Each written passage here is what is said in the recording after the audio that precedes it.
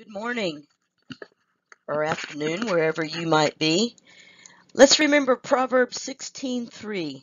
Commit your work to the Lord, and your plans will be established. So remember that Jesus is always first in everything that you do, and you will be blessed.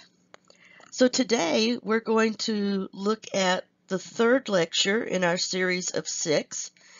And we're going to look at spermatogenesis and regulation. So once again, if you need to review meiosis, this is the time to do it. Make sure you look either in your textbook, you can go online to Crash Course and watch their video.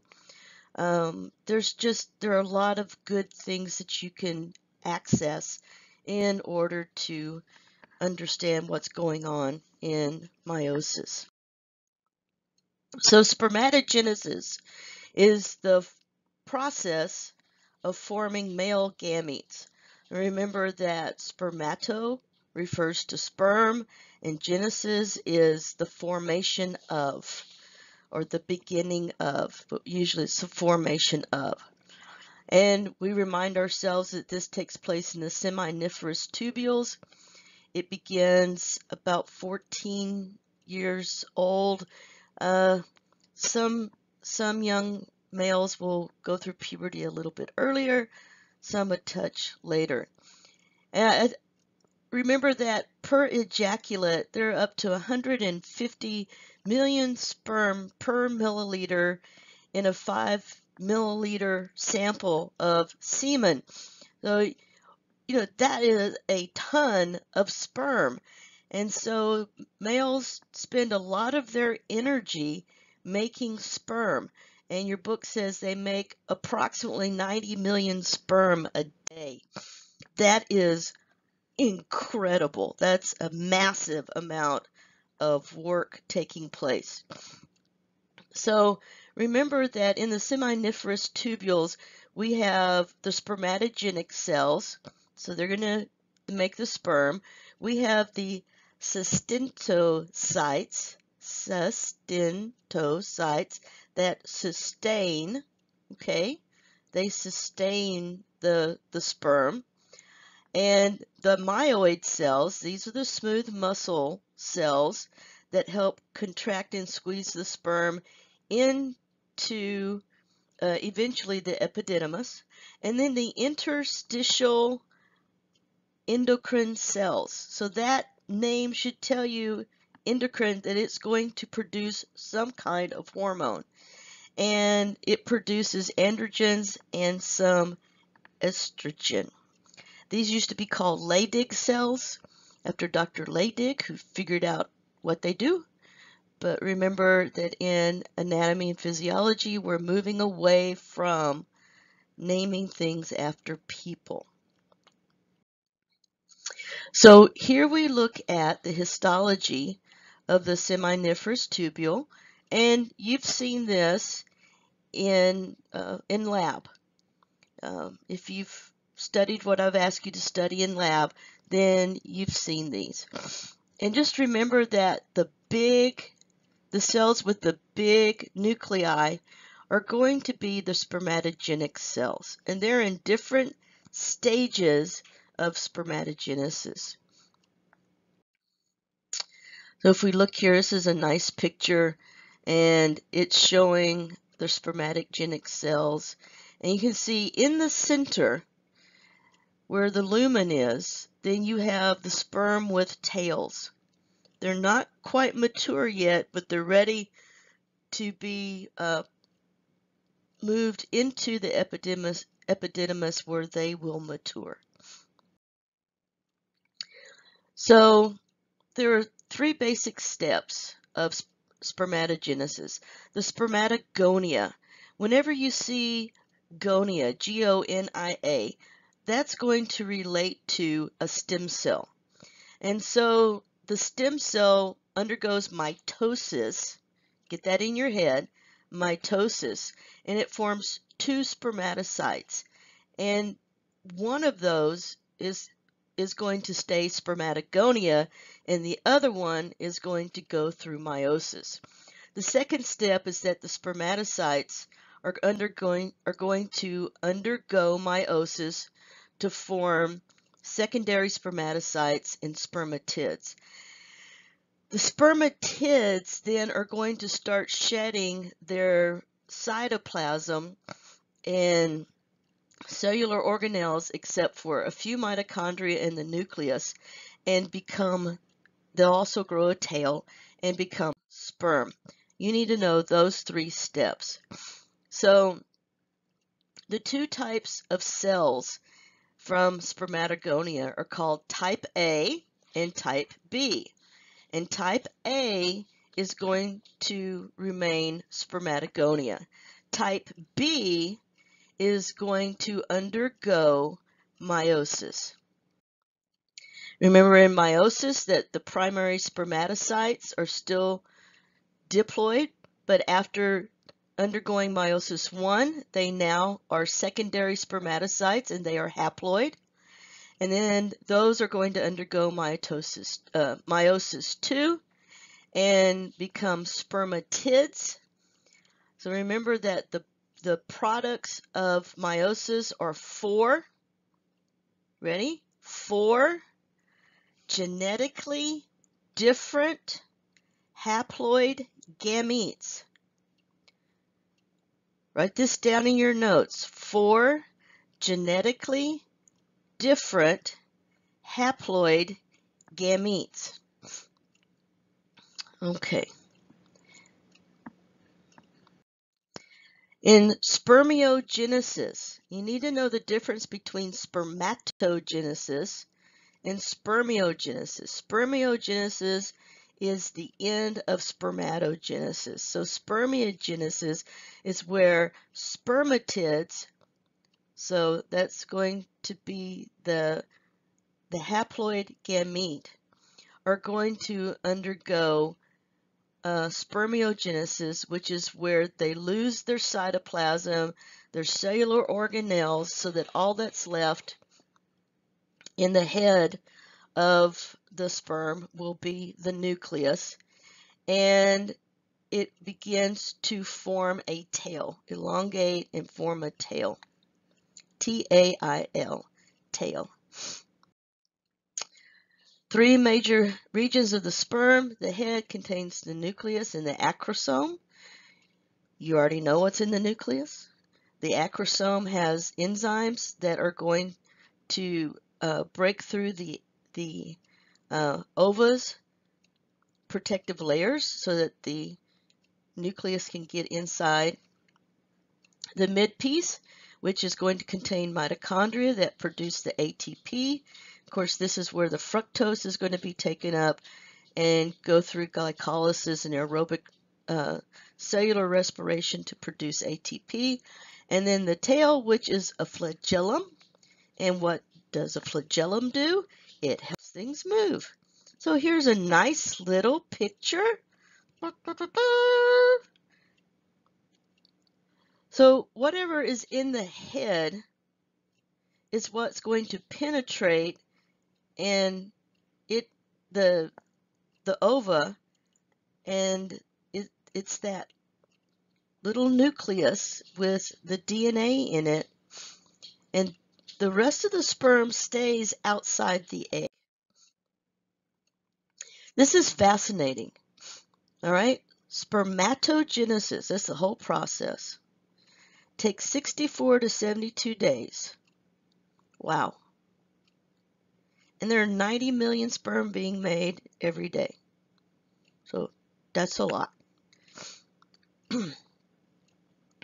Okay.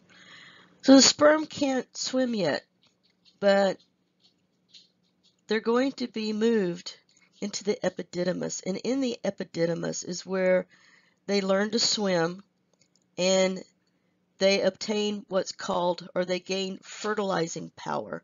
And in other words, they mature to the point where they're capable of surviving the vaginal environment and can go ahead and swim. So the cystintiocytes, they were named after Dr. Sertoli, which is easier to say and easier to spell, but these cells sustain. They sustain. And what they're going to do is produce, okay, they're going to produce, excuse me, fluids to help sustain the young sperm. They are going to have tight junctions that are going to form what's called the blood-testes barrier. And this is important because sperm do not need to be in the blood, and their antigens do not need to be in the blood, because that activates the male immune response system. And sometimes what we see in male infertility is that the male has been injured in some way, and that blood testes barrier was broken, and the immune system cells got into the testes, and the antigens got out into the blood, and there's an immune response. So we have the blood testes barrier. As I said, they provide nutrients, and they provide signals so that the cells know to divide, move the spermatocytes, secrete testicular fluid, which is rich in androgens and metabolic acids, and they're also capable of phagocytosis, so they can phagocytize the excess cytoplasm and any of the germ cells that your book says faulty, so I'm going to say mutated. They produce androgen binding protein. This keeps the testosterone levels high so that spermatogenesis takes place. And they also secrete inhibin, which will inhibit spermatogenesis by inhibiting follicle stimulating hormone.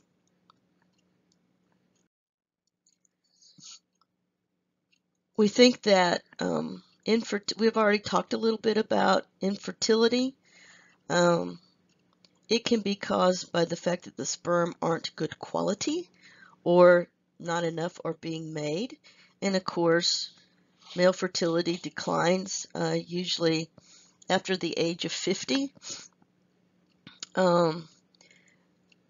And infertility can be caused by endocrine disruptors in our food, in the air, different toxins, pesticides. There's a lot of things that can cause infertility.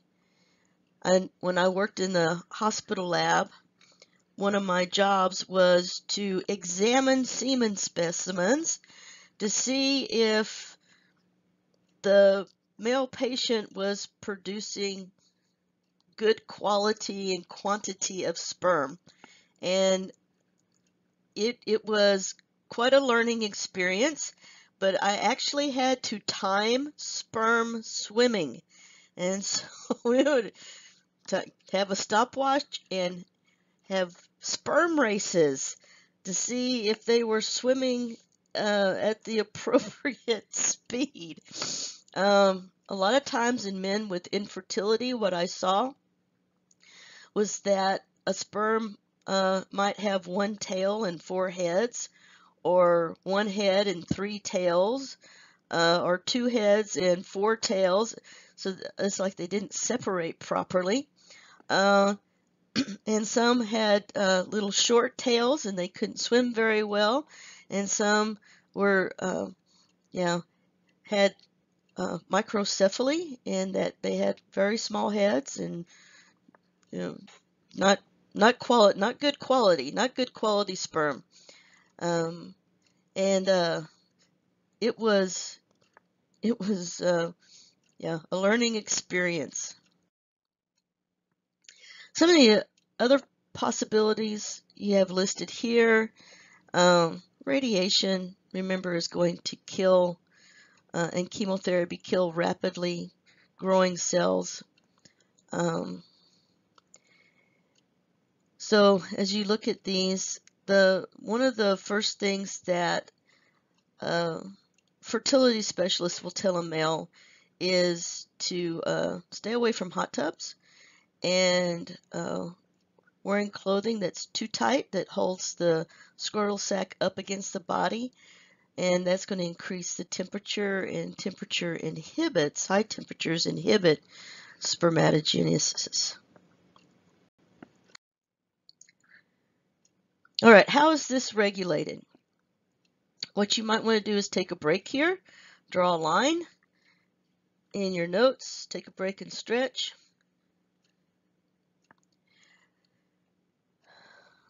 So we've already talked about the HPG, the hypothalamic pituitary gonadal axis, okay? And so we're looking at gonadotropin releasing hormone, follicle stimulating hormone, luteinizing hormone, testosterone, and inhibin. And so as you look through this picture, you notice that there are 7 steps. There are 7 steps. And so basically the hypothalamus is going to release the gonadotropin releasing hormone, which is going to stimulate the anterior pituitary to produce follicle stimulating hormone. It'll also stimulate the anterior pituitary to make and release luteinizing hormone. FSH is going to cause the sustento-cells to release the androgen binding protein, so that that keeps the local testosterone levels high.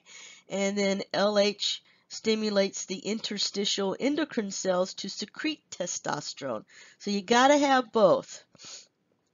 Testosterone acts not only to cause spermatogonia to divide and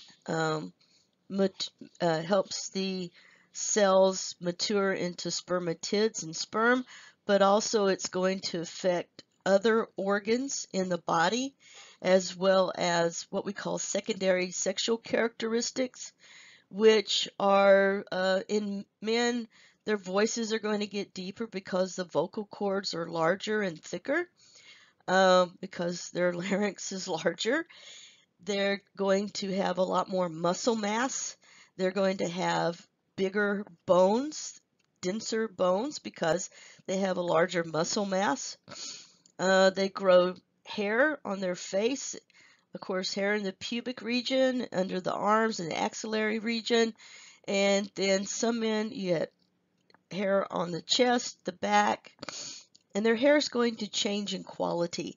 It will become very coarse. It has all kinds of effects. And then, of course, testosterone is going to drive the libido, or the sex drive. Then we have negative feedback by testosterone. It will inhibit FSH and LH release and gonadotropin releasing hormone. It'll inhibit these 3. And then inhibin will be released by the sustentosites on the anterior pituitary to decrease FSH release.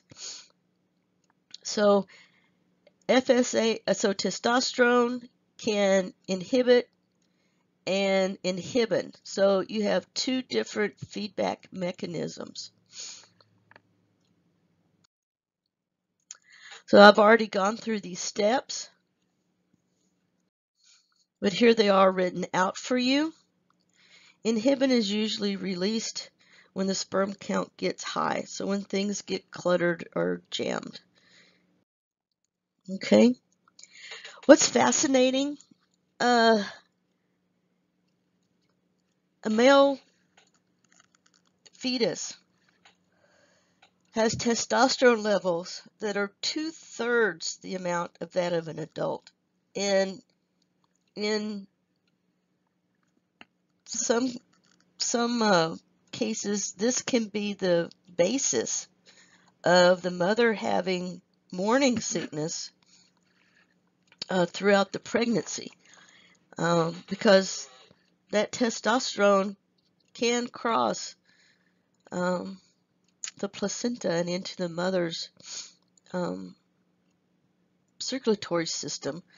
It's very, very little, but it can happen. Early in infancy, the testosterone level rises, and this is just to continue development. And then usually within 2 or 3 months, the blood levels recede, and then it's at puberty when higher levels of testosterone are needed. And it can take, if you look at this, it can take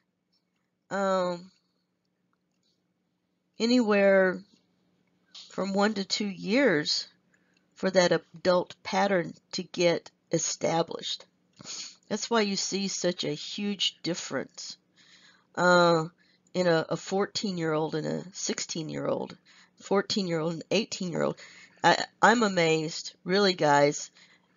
You come in at 18 and you still look like a kid, but usually by the time you're 21, 22, we're talking in 4 years, then your body has changed dramatically to look more like an adult male than a teenage kid.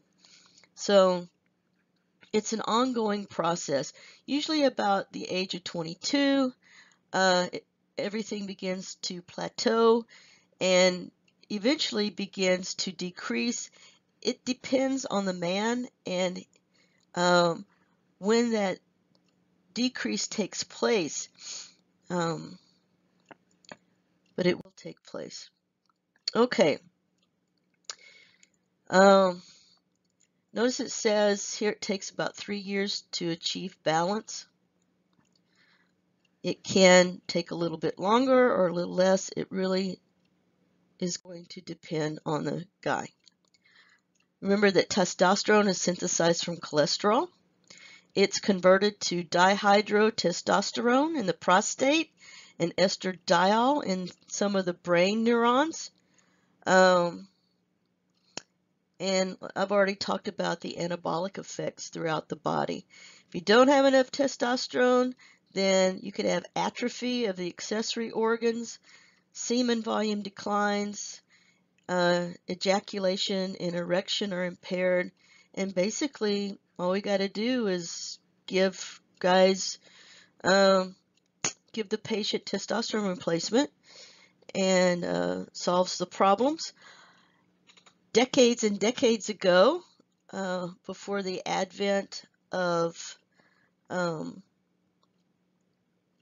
molecular biology, testosterone and estrogen were purified out of horse urine.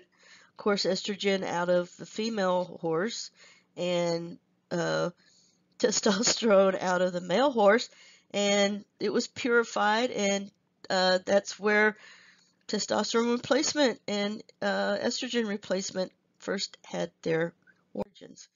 Now everything is made, is recombinant human, and so yeah, we get human estrogen and testosterone. Egads! I've already talked about male secondary characteristics, but here is a list. We'll talk about get hairy, larynx enlarges, and the vocal cords get thicker because they have deepening of voice. The skin thickens and becomes oily. That's why there's acne in the teenage years, and then eventually, hopefully that will level out in 2 or 3 years. The bones are going to increase in density, of course, growth in height, skeletal muscles, size and mass. The metabolic rate goes through the roof, which is why if you have teenage boys in your house, they are going to eat you out of house and home. One of my cousins would eat a box of cereal whole box. He got a mixing bowl, dumped the entire box of cereal in the mixing bowl, half a gallon of milk, and ate the whole thing when he got home from school, and then out-ate everybody at supper time. So the metabolic rate goes through the roof. Very, very jealous of that metabolic rate. And then the sex drive increases.